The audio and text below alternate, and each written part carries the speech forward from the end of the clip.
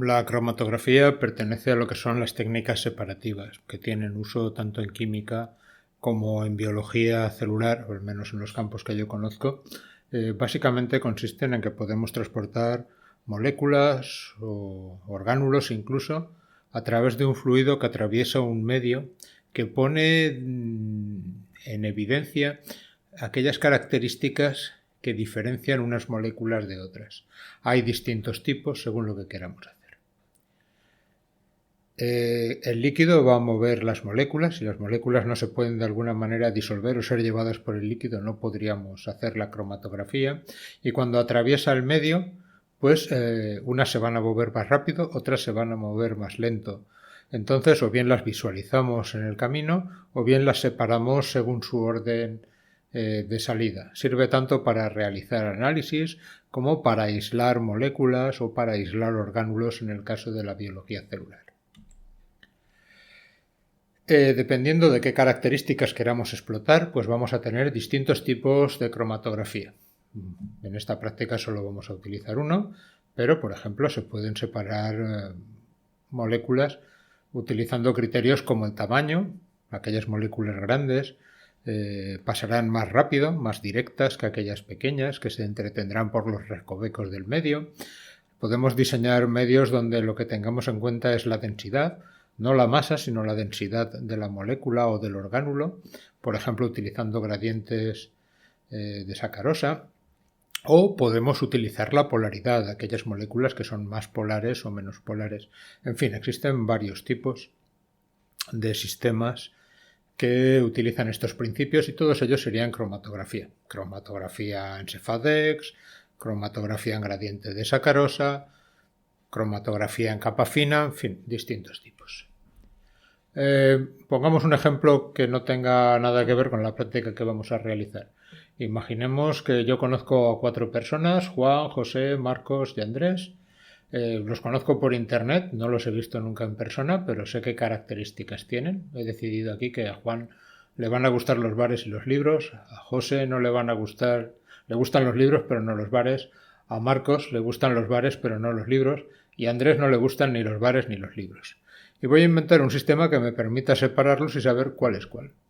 Bien, los he invitado a todos a mi casa, todos van a llegar con el tren a la misma hora, no se conocen entre sí y sé que en el trayecto que les he dado desde el tren a mi casa van a tener que atravesar una larga calle donde se encuentran 2 bares y una librería.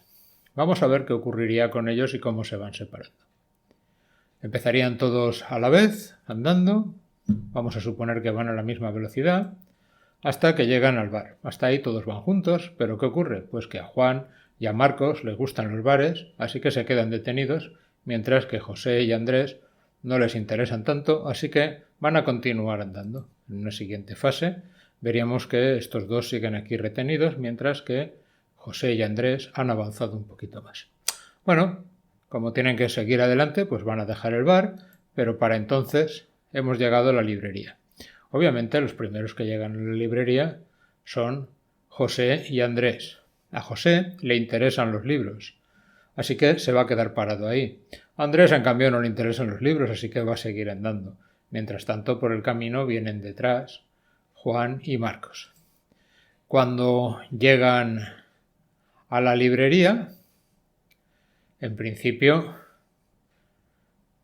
Andrés ya ha pasado, pero de los otros 2 que llegan, en la siguiente fase uno de ellos se va a quedar detenidos.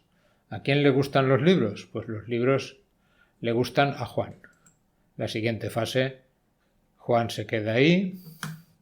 A José le gustaban los libros, pero ya ha estado en la librería, así que sale en adelante. También sale hacia adelante Marcos. Y Andrés en ese momento llega al bar, que tampoco le interesa gran cosa. Siguiente fase, lo que ha ocurrido es que Andrés, que no le interesaba nada, es el primero que ha llegado, ya está en casa. Así que sé que la primera persona que llegue y que llame al timbre va a ser Andrés. Mientras tanto, cuando han llegado José y Marcos al bar, Marcos se va a detener porque sí que le gustan los bares, pero José no se va a detener. Por detrás viene Juan. El segundo que va a llegar, pues, será José. Cuando llegan al bar, pues Juan de nuevo se detiene porque le gustan los bares. Marcos también le gustaban los bares, pero ya ha estado detenido, así que ya sale. El tercero que va a llegar será Marcos. Y finalmente el cuarto que va a llegar es Juan. Bueno, esto es parecido a una cromatografía. Hemos diseñado un sistema donde 4 personas se mueven a través del medio y hay una serie de estructuras que retrasan su marcha dependiendo de sus características. Como tienen características distintas, hemos podido diseñar un mecanismo que los separe. Un poco tenemos que ajustarnos al problema que queramos solucionar. Eso no solo incluye el tipo de cromatografía, sino muchas veces también el solvente, aquel material que arrastra las moléculas o los orgánulos. En el caso concreto de la práctica de hoy, lo que vamos a hacer es separar los pigmentos fotosintéticos de la hoja de la espinaca. Las hojas de cualquier planta superior darían el mismo resultado. La espinaca es un clásico, ¿por qué no utilizarlo? Pero daría igual en principio cualquier otro. Es importante o relativamente importante que sean hojas frescas. Y lo que vamos a utilizar es una cromatografía en papel que lo que va a explotar son las diferencias de polaridad de las moléculas.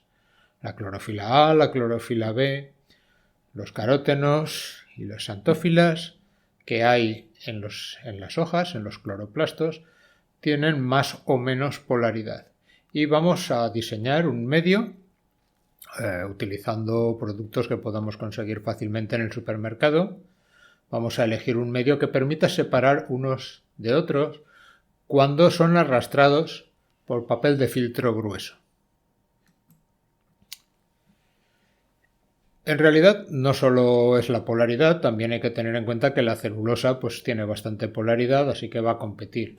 Es una mezcla entre cómo arrastra el líquido y cómo retiene la celulosa más los compuestos polares que los no polares, pero la cuestión es que lo que va a ocurrir es que conforme avanzan, unas moléculas se van a quedar retrasadas respecto a las otras y van a formar bandas. En la mayoría de las técnicas esas bandas no son visibles y necesitamos sistemas especiales de detección, pero en la fotosíntesis son pigmentos perfectamente visibles y eso es lo que hace esta práctica tan fácil, digamos, de entender. Vamos a verlo en tiempo real, cómo se van separando unos colores de otros. Uno hace el extracto de la hoja y todo parece de verde oscuro, pero luego cuando lo separa uno se da cuenta de que hay distintos tipos de pigmentos, tipos concretos de pigmentos. Si uno lo hiciera, por ejemplo, con la tinta de un rotulador, pues también le funcionaría, aunque probablemente debería elegir un medio ligeramente distinto. En resumen, las moléculas polares van a ser retenidas por el papel principalmente, mientras que las apolares no lo serán. Así que las polares irán quedando retrasadas, mientras que las apolares irán adelantando a las polares. Según su grado, se irán formando un patrón. ¿De acuerdo? Esto es lo que vamos a ver en la técnica. Aquí tenemos una tabla de los ensayos, bueno, una imagen de los ensayos y una tabla. Estos son distintos solventes según su grado de polaridad. Son solventes comunes.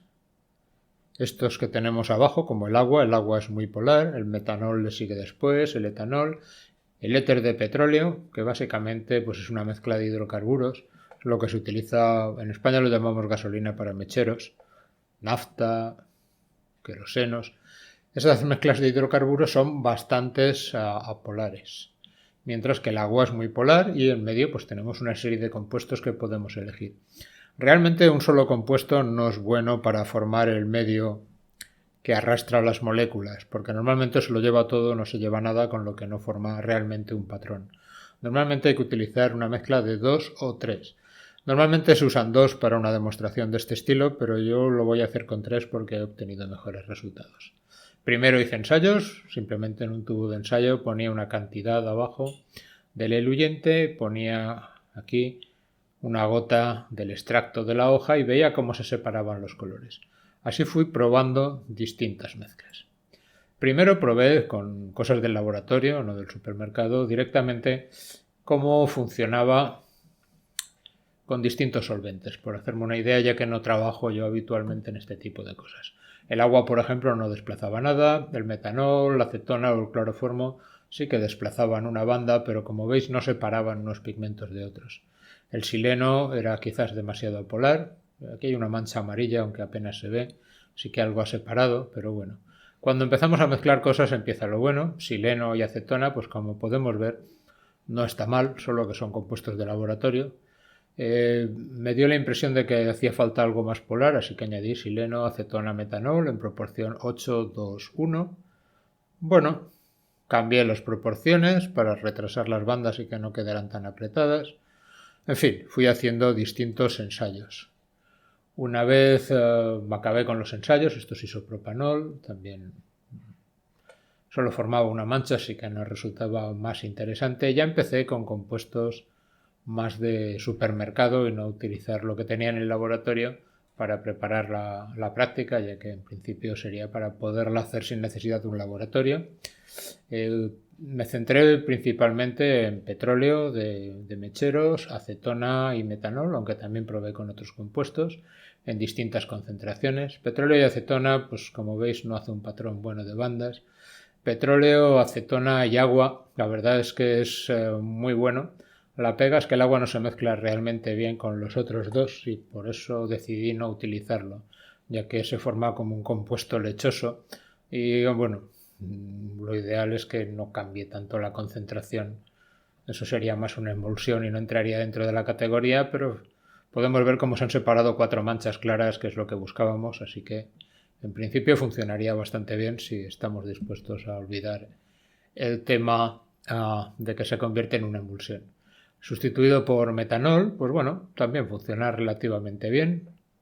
Petróleo, acetona y metanol, y básicamente es en lo que me voy a centrar. Hice diversas pruebas de distintos tipos y bueno, esta parte estuvo bastante bien, me gustó mucho la banda. Como veis, pues podemos observar varias bandas. Faltaría aquí una banda naranja, pero eso es porque se ha oxidado en el tiempo. Hay que hacerlo en fresco y esto eran ensayos y el extracto era un poco, ya tenía varios días. Pero bueno, esta sería una en la que me centré en este tipo de estudios. Petróleo, metanol, acetona, sobre todo petróleo, algo de acetona y una parte más pequeña de metanol. Ya hice ensayos con todo con productos de supermercado, buscando la mejor separación posible y bueno, como ves, varié un poco dentro de la idea que tenía, que parecía funcionar bastante bien. Probé distintas concentraciones. Probé también con etanol, porque me pareció que era más fácil de conseguir que el metanol, pero al final me decidí por el metanol. El metanol es alcohol de quemar, tampoco es difícil de conseguir, porque el etanol que venden en las farmacias normalmente lleva agua y además lleva adulterantes para que uno no se lo pueda beber, y es de 96, entonces el metanol era un compuesto más puro, y me pareció mejor, más claro. El resultado también era mejor. Utilizar metanol al final en lugar de etanol, pero bueno, al principio sí que lo probé. En fin, seguí haciendo distintos ensayos con resultados variables. La verdad es que no se iban mucho, como veis es relativamente tolerante. Una mezcla donde principalmente tengamos nafta, petróleo o gasolina es, para los efectos que estoy aquí, sinónimos.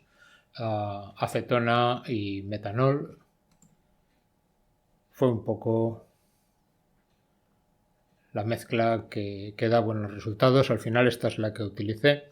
Estas manchas oscuras es porque ya está oxidada por el tiempo que lleva, pero bueno, 200, 500 y 100, es decir, una proporción 20:5:1. Esto ya con productos totalmente de supermercado. Este sería el punto donde coloqué la gota del extracto de las hojas y esto es el límite final al que llegó el eluyente. Normalmente para caracterizar cada banda en el mismo solvente, lo que pasa es que esto no lo vais a utilizar más que para esto, pero si quisierais comparar lo que haríais es medir la distancia relativa de cada banda respecto a la distancia recorrida total. Pero eso ya os digo, depende de cada mezcla de líquidos y por lo tanto si lo hacéis con materiales de laboratorio, repitiendo o replicando un experimento hecho os valdría, pero aquí tampoco tiene mucho sentido salvo conocer qué se hace así.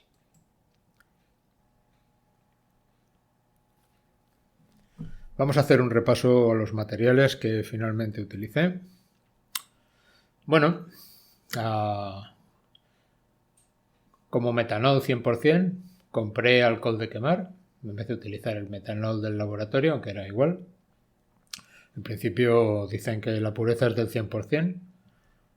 Lo compré en un supermercado. El alcohol al final no lo utilicé. Utilicé papel filtro grueso, lo cogí del laboratorio, pero un filtro de café grueso os valdría igual, que sea de papel, eso sí, no material sintético. Es posible que con otros materiales pudierais hacer algo parecido, pero esto yo lo hice con papel de filtro. Un pequeño mortero de especias para cocinar, pero se puede sustituir por otras cosas. Una taza y una cucharilla pueden haceros el mismo papel. Hojas frescas de espinacas compradas del supermercado. Acetona para limpiezas de esmaltes de uña. Escoger la que es acetona pura, no el que lleva mezclas, ni lleva perfumes, ni cosas por el estilo. Y petróleo para mecheros. Bien, todas estas sustancias pues son más o menos tóxicas, o bastantes tóxicas, pero obviamente en grandes cantidades y si las ingieres. No son tan tóxicas que nos las vendan en cualquier sitio a cualquier persona, o sea que podéis comprarlas en cualquier supermercado o en cualquier tienda de todo a 100 o de todo a euro o según el país donde estéis. Luego, una vez ya aplicadas los pigmentos sobre el papel, utilicé un clip metálico y un palillo. Utilicé este frasco que sirve para guardar pasta, pero un bote de conservas os valdría igual, simplemente este es más transparente y queda mejor en el vídeo. Una tapa para que los vapores durante el proceso pues no llenarsen la habitación. Uno utiliza acetona para limpiar uñas y cosas por el estilo, o que el esmalte de uñas también lleva, no es que inhalar un poco sea muy tóxico, pero obviamente hay que tratar de inhalar la menor cantidad posible. En un laboratorio lo haríamos siempre en una campana de gases. Voy a utilizar esta placa de Petri de cristal simplemente para taparlo. En este bote tengo la mezcla ya preparada. La medí con un bote más pequeño, como veis puse una ranura, de manera que cada bote consideré 5 y la ranura sé que son 2 mililitros, pues con esto pude hacer la proporción fácilmente. Un lapicero para marcar el punto de salida y luego al final el punto donde hemos parado. Y básicamente eso es todo lo que necesitáis y un poco de paciencia. El tiempo, pues depende de lo que dejáis correr la marca. Realmente con unos pocos minutos ya se ve bien la separación si solo dejáis que corra unos centímetros. Si queréis que llegue hasta arriba, pues obviamente tarda bastante más tiempo. Es importante prepararlo todo de manera que no toque el fondo, pero sí que toque cuando el líquido cuando lo pongamos en el fondo y tenerlo todo listo para hacerlo lo más rápidamente posible. También es importante tapar un poco para mantener un ambiente saturado de estos compuestos, del gas de estos compuestos, ya que si no, pues obviamente a la vez que van subiendo por aquí se iría evaporando y eso alteraría un poco los resultados.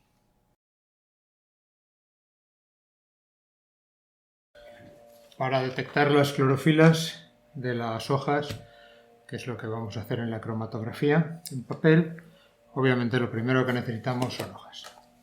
Yo tengo aquí clorofila que extraje para hacer las pruebas, que os he ido enseñando, pero realmente se habrá oxidado. Lo ideal es hacerlo fresco. Lo típico es espinaca, pues hagámoslo de espinacas. Yo no lo hice con espinacas, pero bueno. Rompedlas en los pedacitos lo más pequeños que queráis. Si queréis hacerlo en plan más científico, pues lo rompéis con unas tijeras o lo cortáis con un bisturí, va a dar igual. No necesitamos mucha cantidad. No echéis las nervaduras, porque las nervaduras al fin y al cabo pues no tienen clorofila ni otros pigmentos, solo están en los cloroplastos. Realmente no necesitamos mucha cantidad para lo que vamos a hacer. Algo como esto estaría de sobra. Esto es un mortero de cocina, por cierto, si no tenéis, cualquier mortero vale, de hacer el ajo aceite mismo, o si no tenéis tampoco, o no os lo quiere dejar vuestra madre, cosa muy sensata por su parte, pues simplemente cogéis una tacita más o menos redonda de vidrio que sea resistente o de porcelana y con una cucharita lo vais aplastando. Será más lento, pero tampoco es que no se pueda hacer. ¿Con qué podemos extraer esto? Bueno, como os he ido comentando, mi objetivo es utilizar productos caseros de manera que cualquiera pueda hacer esta práctica y no necesitéis un laboratorio. En un laboratorio es fácil, sin duda, pero no todo el mundo dispone de todos los materiales. Bien, lo vamos a extraer con acetona. Acetona de la de quitarse el esmalte de uñas, buscar una que ponga acetona pura, que además es la más barata, y en un par de euros como mucho os venderán 200 mililitros. ¿De acuerdo? Pues tampoco necesitamos mucho, voy a echar un taponcito. Estos pigmentos no son solubles en agua, o muy poco, entonces sí en acetona. Hacer esto en un lugar ventilado, o idealmente yo debería estar haciéndolo en la campana de gases. Simplemente con echarlo ya empieza a salir el color, pero bueno, voy a ayudarlo machacando las hojitas. Idealmente, si lo estáis haciendo en un laboratorio, yo lo estoy haciendo como lo haríais vosotros, pues deberíais poner sulfato de magnesio. Eso es porque las clorofilas tienen un magnesio en su centro y cuando se va ese magnesio es sustituido por 2 oxígenos. Eso cambia la molécula, la clorofila oxidada, y la clorofila oxidada sale como una mancha realmente. Cuando hacemos la cromatografía, una mancha gris que nos va a estropear el resultado. Bueno, esa es la razón para hacerlo en fresco. Si no tenéis, no os preocupéis, yo no voy a poner, creo que quedará lo suficientemente bien. Otra cosa que la gente suele poner en el mortero es arena de sílice. Bueno, eso ayuda simplemente a triturarlo mejor. ¿De acuerdo? Cuidado con los vapores.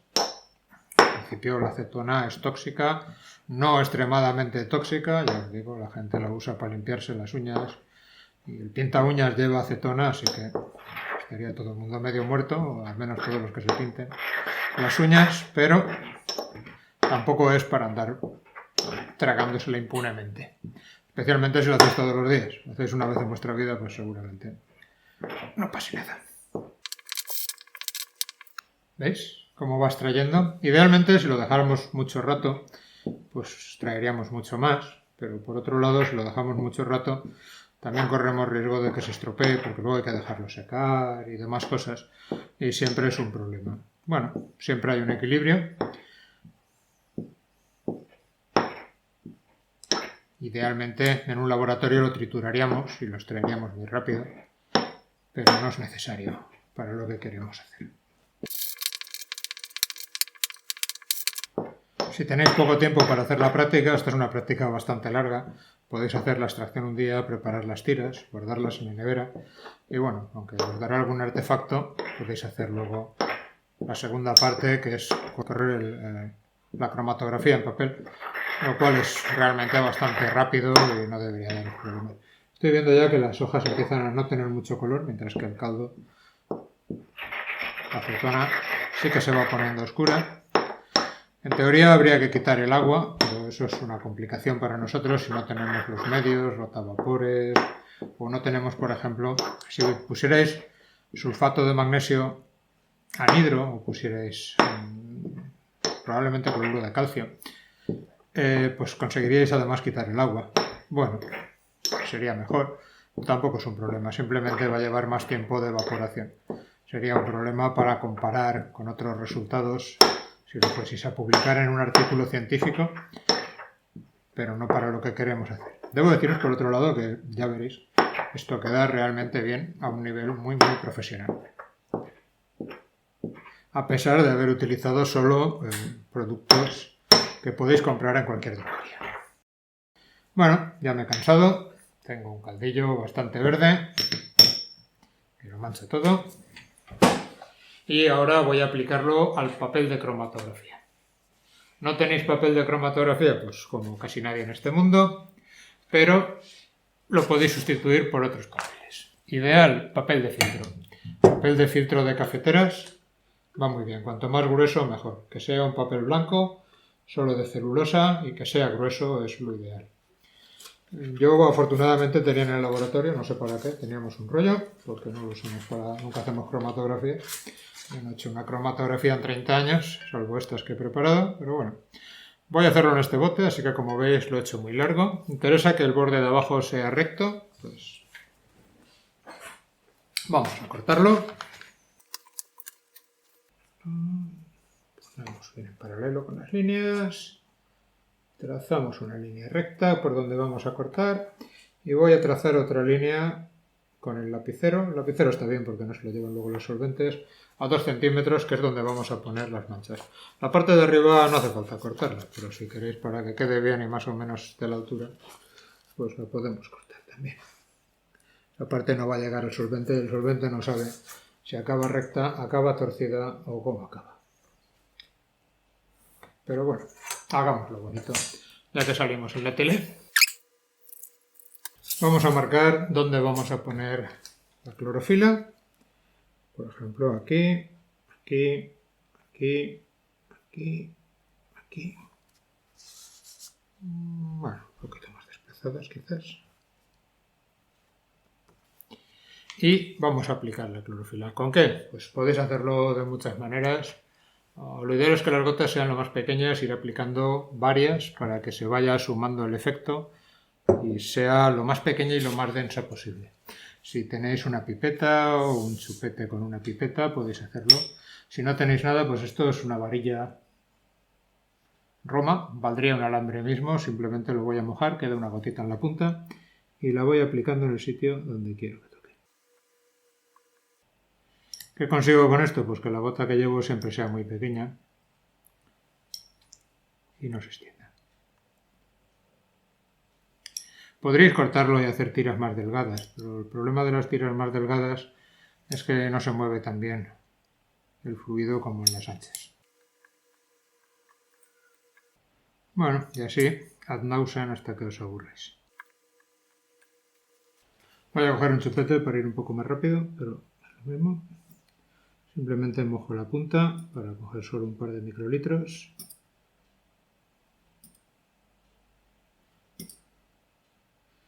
¿Cuántos ciclos? Cuanto queráis. Idealmente deberíais filtrar, no lo hemos hecho, la clorofila, sobre todo si la quisierais guardar. Realmente no hace falta, aunque quede alguna impureza en la superficie, pues se puede quitar luego. Simplemente no se va a mover, solo se va a mover aquello que se disuelva. No dejéis de todas maneras secarse la clorofila o luego tendréis que limpiarlo bien con acetona.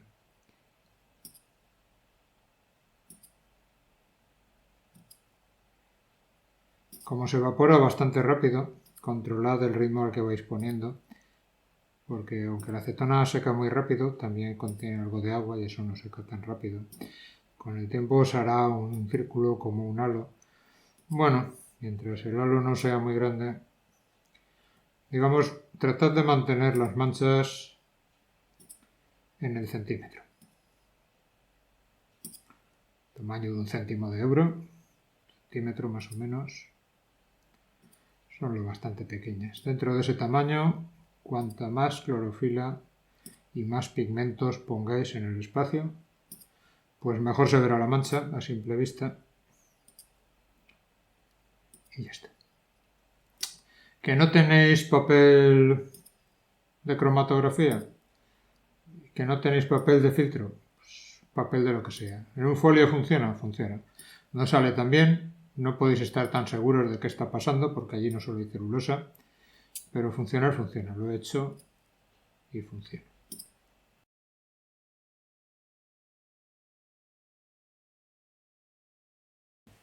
Bien, ha llegado el momento de correr la cromatografía en papel, que es el término que normalmente se utiliza.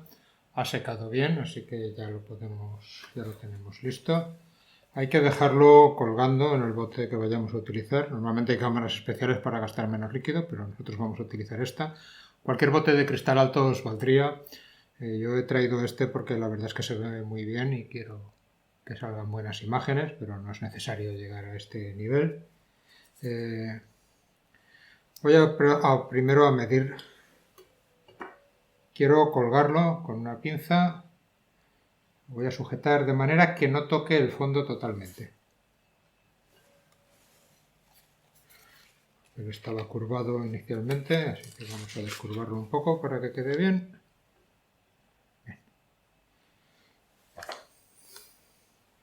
Podemos bajarlo un poquito más. Bien centrado. para que suba a la misma velocidad por los dos lados. Idealmente no debe tocar el fondo, aunque no pasa nada que lo roce. Bien, así quedaría bastante bien. Lo sacamos, que no se ensucie, y vamos a preparar el medio de dilución, que es el que va a subir por el papel y se va a llevar los colorantes. Lo voy a preparar aquí. El medio que vamos a preparar lleva 20 partes de petróleo para encender mecheros. Esta fue la parte más difícil, encontrar sustitutos que uno pueda comprar en cualquier sitio y que le sirvan para... y que no necesite recurrir a material de laboratorio, acetona de limpiar uñas pura y alcohol de quemar, que es metanol. El alcohol de quemar es metanol puro en principio, espero que no me hayan engañado, y vamos a probarlo sin materiales de laboratorio. Obviamente esto ya lo tengo ensayado, costó bastante encontrar la combinación, pero siempre en cantidades pequeñas. Vamos a ver ahora, pues la concentración eran 20 partes de petróleo por 5 partes de acetona y una parte de metanol. Si no tenéis algo para medirlo, pues lo mejor es un frasco pequeño. Fijaros, este tiene 10 mililitros, pero daría igual, aunque no lo sepa.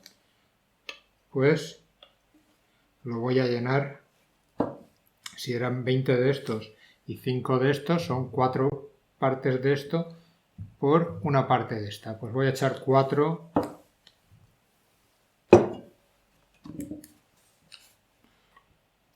viales de gasolina de encendedor, composición más o menos desconocida, por eso hubo que ensayarlo. Obviamente todos los materiales que vamos a utilizar son inflamables y hay que andarse con cuidado. Es prácticamente incolora y no huele mucho. Una.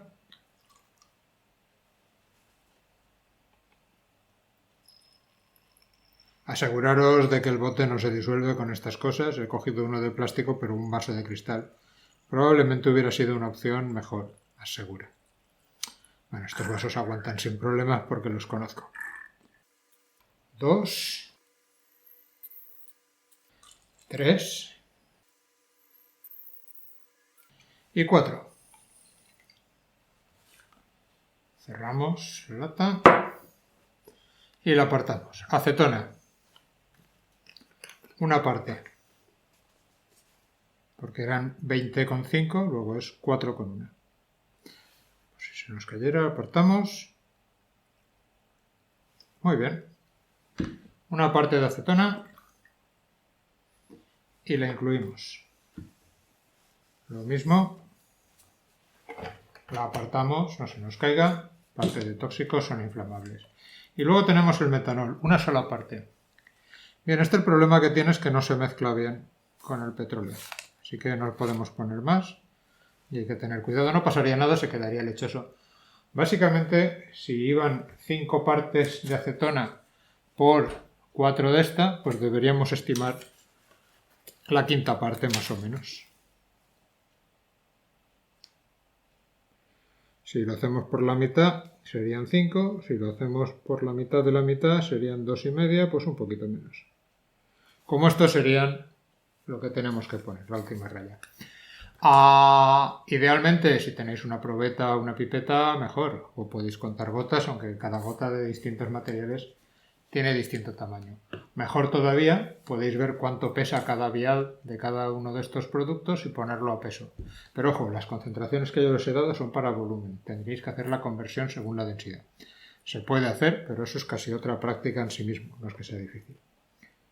Bien, el metanol también es tóxico, aunque se venda como alcohol de limpieza y demás. No va a pasar nada porque os caiga un poco encima, pero desde luego jamás se debe ingerir.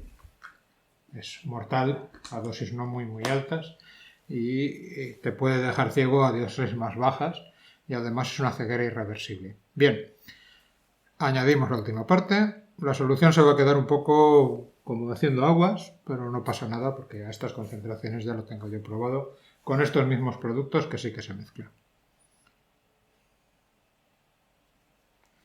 Muy bien. Esto va a ser el eluyente. Voy a colocarlo todo para tenerlo bien enfocado.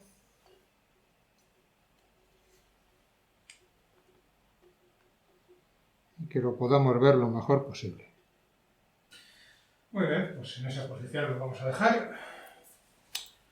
Lo sacamos para que no se salpique. Echamos la mezcla al fondo.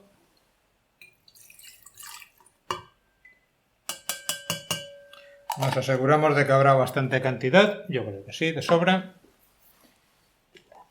Tapamos.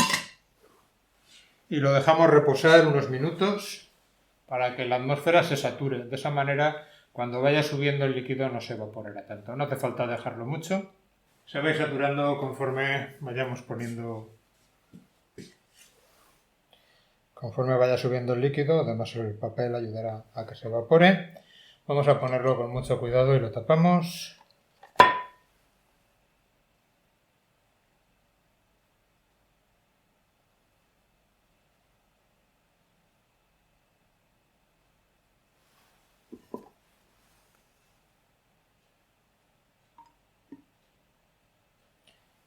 Y ahora solo hay que esperar a que los colores vayan subiendo.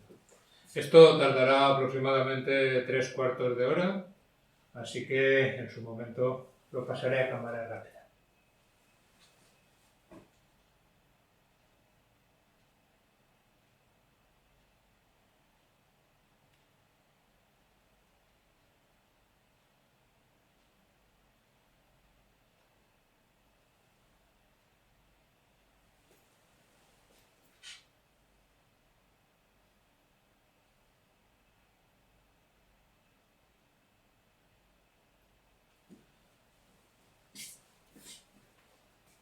Podemos observar ya cómo ha empezado,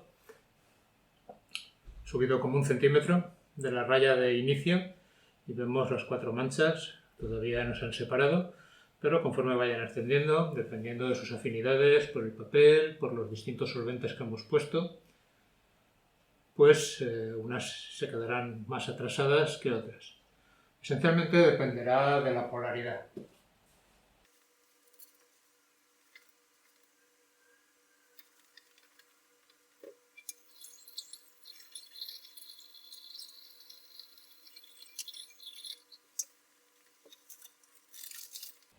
Ya podemos empezar a ver cómo se van separando los compuestos. De hecho está funcionando muy bien. Vemos una mancha amarilla, los carotenos que van migrando con el frente del líquido, ya que es lo más apolar, y detrás vemos 2 manchas verdes, una de un verde hoja muy bonito y otra de un verde más oscuro. Bien, esas son la clorofila A y la clorofila B. Y ya con unos pocos centímetros ya se están separando, no haría falta hacer un gel tan alto, pero bueno, vamos a continuarlo.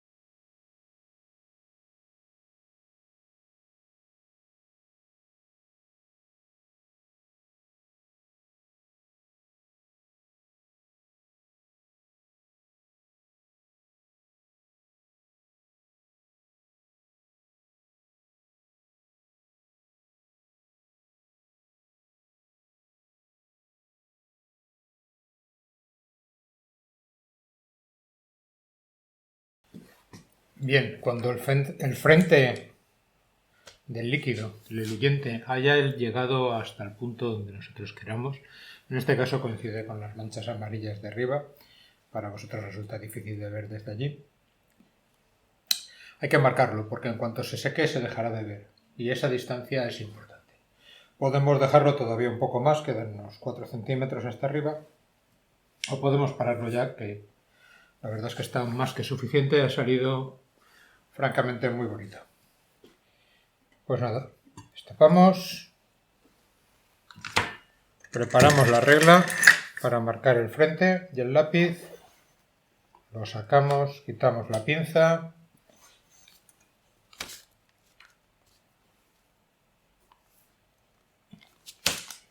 y marcamos hasta dónde ha llegado el líquido. Tapar esto. Fijaros, ahora hay que tener cuidado con los vapores. Aquí estaban las manchas iniciales y aquí vemos la clorofila A, la clorofila B. Esa mancha amarilla encima de la clorofila son xantócitos. Y estos de aquí que tenemos aquí arriba son los carotenos. Ahora en cuanto se seque le haremos una foto.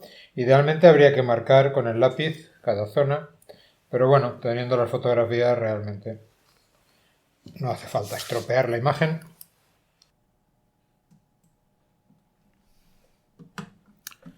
Bien, los resultados de los vídeos que os he mostrado. Esto es lo que hemos obtenido al final. La mezcla era 25-1 de petróleo, acetona, metanol, las que os he enseñado. Esta es la fecha en la que los realicé. Aquí puse los pigmentos, todavía quedan restos que no han sido desplazados. Esta fue la línea original y aquí podemos ver dónde acabó el líquido cuando lo paré. Aquí esta mancha totalmente arriba del todo es una sustancia muy apolar, corresponde a los carotenos, uno de los pigmentos que se encuentran en las hojas. Esta segunda mancha, si os fijáis, se parece a los carotenos, pero tiene unos grupos OH que son polares. Eso hace que se quede bastante más retrasado, son las xantófilas. Luego viene esta mancha de color verde azulado, verde botella, que es la clorofila A. Y luego está otra mancha de color verde más oscuro, bueno, un poco distinto, que es la clorofila B. ¿Qué diferencia entre una y otra? Son moléculas idénticas, salvo por este grupo pequeño que tenéis aquí. Este grupo es más polar que este CH3 que estaría aquí. Lo suficiente como para que en la mezcla que nosotros hemos hecho se quede retrasada.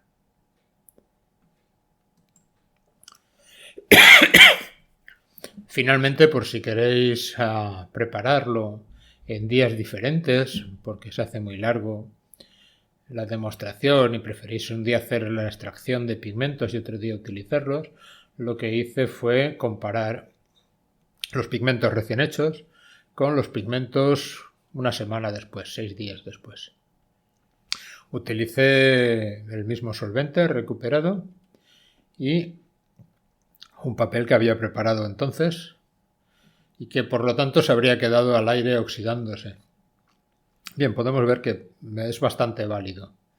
Las manchas están en el mismo sitio y son exactamente las mismas, pero podemos ver como algunas están más extendidas y podemos ver también estas zonas oscuras que corresponden a pigmentos que se han oxidado. Ese es el motivo por el que es mejor hacerlo en fresco, ya que todas estas moléculas pueden empezar a oxidarse y las moléculas oxidadas pues son más polares y por lo tanto forman estas manchas oscuras que no deberían estar aquí, ya que en la célula en sí no está. Otra precaución que se debería tomar, que yo no la he tomado, como os he comentado en los vídeos, es utilizar algún compuesto de magnesio, cloruro de magnesio por ejemplo, ya que en las clorofilas existe y de esa manera se protege más la estructura original.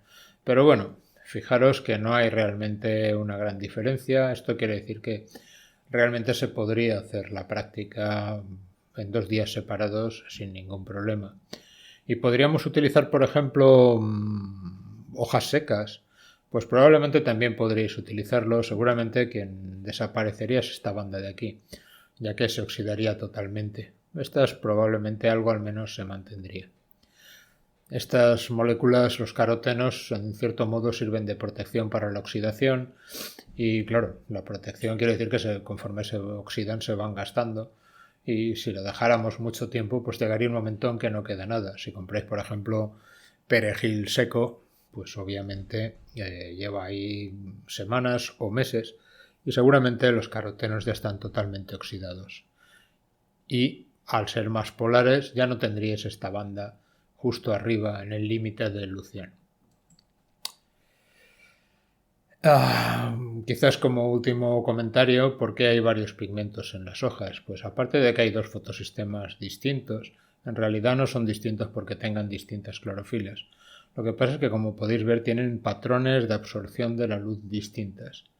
tanto la clorofila A como la clorofila B, como los carotenos, como otros pigmentos que pueden aparecer en hojas.